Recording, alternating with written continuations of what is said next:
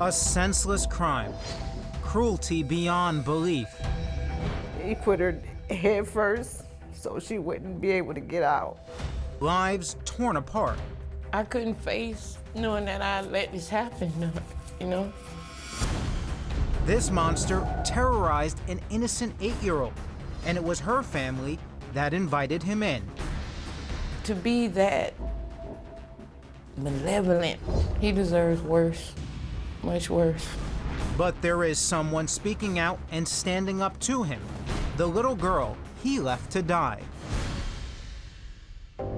Now she's all grown up and for the very first time telling only Crime Watch Daily her story of inconceivable terror and unbelievable courage. Like, I kind of like lost hope because I thought, you know, no one can hear me. Sorry. This adorable child is Lachele Nance, precocious, whip-smart, with a photographic memory. She had a great mind. She could remember anything if she saw someone. One time, if she saw them again, she knew who they were. She knew them by their name. Beloved not just by her mom, but her godmother too. Whatever she needed, I was there. Whatever she wanted from me, I had to give her. Michelle and Lisa are best friends. With their kids, they form a tight-knit family in Lake Worth, Florida. And in the spring of 2004, that family would grow. His name is Milagro Cunningham, a teenager from the Bahamas, shuffled from home to home.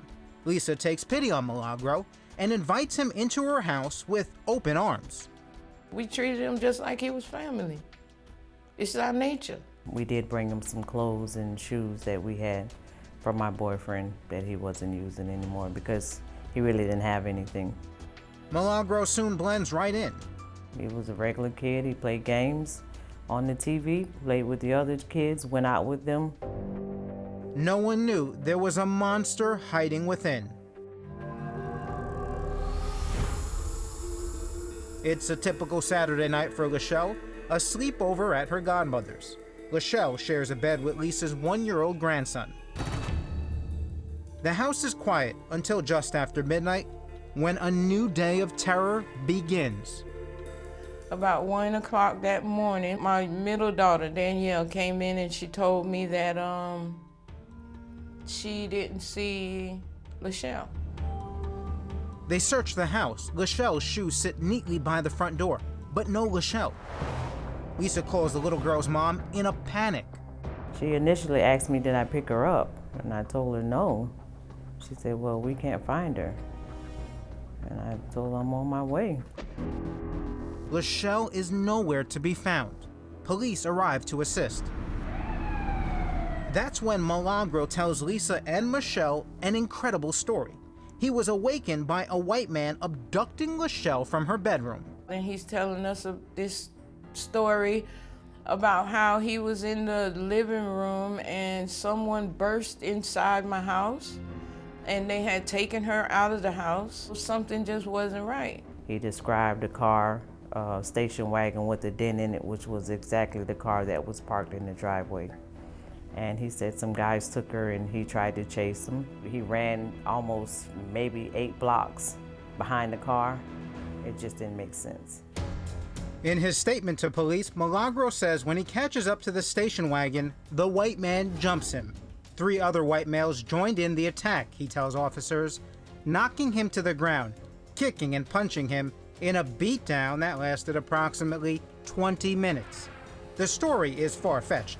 Investigator Mike Driscoll says he wasn't buying it. He may have had a torn shirt, but he hadn't really sustained any injuries from the beating. So this guy says he was beat up by up Yes. to 4 individuals, and yet he had no physical markings showing that? Correct. So right there, it's a red flag. It's a big red flag. One thing police are sure of, Lachele is missing. There were dozens of law enforcement personnel that searched the area for Lachele.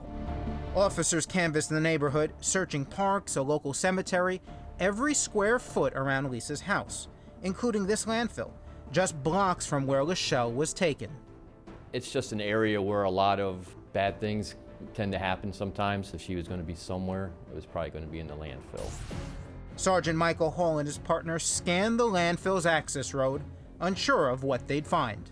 As we start driving through the access road, one of the first things we see is a pair of underwear laying on the road. A couple feet away from that, I believe it was a pair of shorts. And at that point, I think we both realized that she's going to be in here somewhere. To the right of the road, 2 large construction dumpsters. Inside the dumpster was just a lone recycling bin on wheels. I kind of opened the lid and observed large pieces of broken concrete in the bin. Stuffed beneath the concrete, a heartbreaking sight. And as I'm looking closer into the bin, I see a hand and a foot. It's Lachele. The sergeant's heart sinks. I then get on the radio. I notify the command post that in fact we found her. It did not look good. I did not think she was alive. At Lisa's house, the family gets awful news that Lachele's body had been found.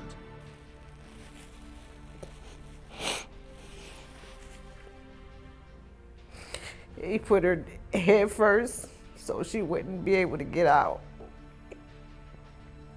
And he put concrete on top of her.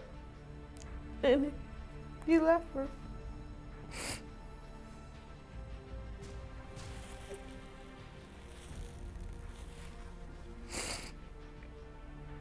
He left her there to die.